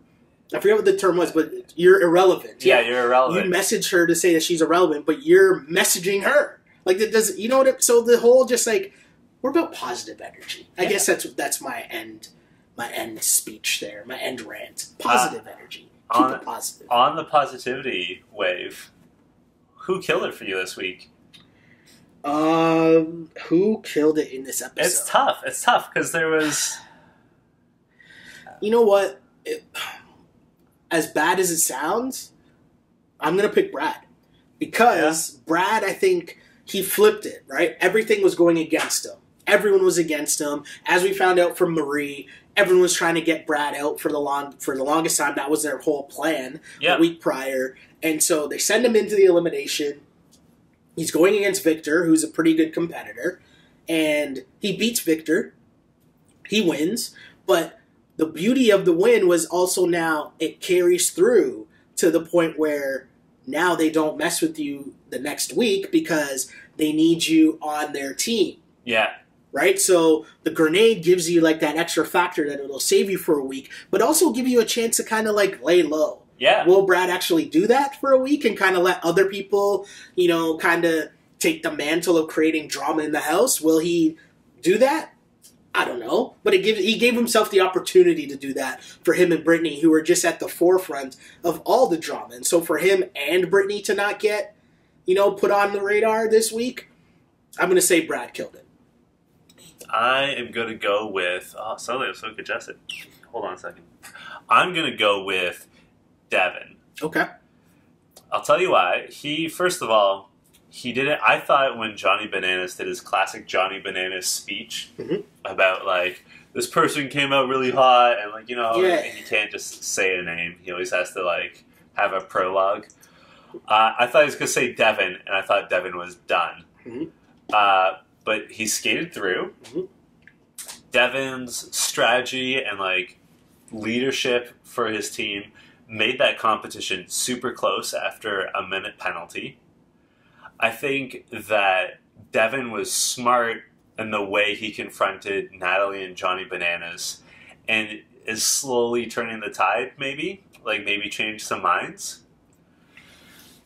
And he's hanging in there. Like, he's not up for elimination this week. Yeah. So, okay. Devon's my man. Okay. Fair enough. Fair enough. I mean, I'm looking forward to the upcoming weeks. I hope next week's episode is a little bit better and more entertaining because I need more juice. I liked it. I needed a club scene or something. I was not as down as you were. I was just kind of like, I think because I was, the note thing kind of became too big with not enough of a payoff. Yeah. The challenges were okay. And like the reveal, I almost wish they didn't tell us that all these people were coming back. Yeah. Because I feel like that would be a better, like I get why they do it. Yeah. But I almost wish like the payoff would be so much more if TJ was just like, hey, got another surprise for you, then boom, like that would have been, right? Like the payoff of that would have been so much better. But yeah, I look forward to seeing if that becomes a weekly thing. Like, is it going to be a different people that they have to take on each and every elimination, or is it just like, do they skip ones? Like, so I'm looking forward to see that. I'm also looking forward to see how some of the dirt plays out that Marie and Sylvia let us know about, just in terms of house drama and the politicking and, you know, that shit. So, yeah, still looking forward to it. So, you should tell the people where they can find you on various social medias. Yes, you can find me at Shell Alexander on Twitter and at Sheldon Alexander on Instagram. I am at J Chidley Hill, both on Instagram and on Twitter. I don't really talk about the challenge or the podcast on Instagram, but I feel like my Instagram is good because I do weird and different things. So I'm always posting something different. Nothing wrong with that. The celebrities pop up because of work. And Jemmy follows me on Instagram now, which has made my life. That's a win. That's super cool. So follow me there. And, I mean, my life is dominated by the Olympics right now. So if you're interested in how Canada is doing in the Pyeongchang Winter Olympics, once again, the disclaimer on my Twitter account is that you're going to hear a lot about that, because that's my life at work right now. In an ironic twist, I also work in sports media, but the show that I work on, which for our American viewers is like the Canadian version of PTI, let's say. Yeah, I agree. Our show is actually preempted because of the Olympics, so we're not on the air for 2 weeks. So I'm actually not even working. Lucky cuss I'm just word. like on my couch, doing podcasts, filming podcasts, and basketball podcasts, and watching all the NBA. But yeah, I'm kind of chilling. I'm not engulfed in the Winter Olympics at all. So, I am not chilling. My life is not chill. My life is very busy. It's very tiring. I'm sorry. Did I just rub it in a little? No, it's fine. I'm not bitter. I have to say, I love that we never say who we work for, but it's so easy to figure out who we work for. Like, it's right on my Twitter bio. Yeah, it's so weird, too. So I do a basketball podcast as well. Yeah. And it's funny. Someone said to me the other day, they're like, you don't say what your actual job is or like what you've actually done before on this basketball podcast, which would give you so much more, like it would add credibility. Like if you said, hey, I followed the NBA for like 10 plus years and I work on like a national, and I never say that. And I'm like, oh yeah, that's true. Cause that's just it's not in my headspace, I guess. But I also think, I mean, those are the basketball podcast and this are obviously like two completely separate things because like they have nothing to do with my actual job. But I don't know. I just never really talk about that because I feel like with these things, I'm just a dude. Yeah. If that makes sense. I just feel that... Like, I am just a dude, but you know what I mean? Like, I'm not... I just feel I'm... Yeah. Yeah. I just feel that people that listen to this podcast don't give a shit about what I do. Also Which true. is why I always have the, like... Now it's like a trope of our show. John's Twitter disclaimer, like, I'm not going to tweet about the challenge that much. I do tweet about the challenge. See, I never end up watching live. Yeah. I never end up watching live just because I'm either watching the NBA or, like, just the whole thing about, like, the only thing I watch live on television is sports. I need to be able to fast forward through commercials. What I do is I tweet at the challenge competitors that we have a relationship with. That's how my challenge Twitter behavior is. Like, I see it all, and like I'll fave. I follow it. Yeah. I might give that some hearts. I follow it. I definitely follow it. And the double tap on occasion, but typically, Twitter's about sports. Because that's my professional face, guys. Professional. Anyway, until next week, this was You Killed It. You killed it. That felt weird because I had to do that on like video this time. Like, yeah. You killed it part on video.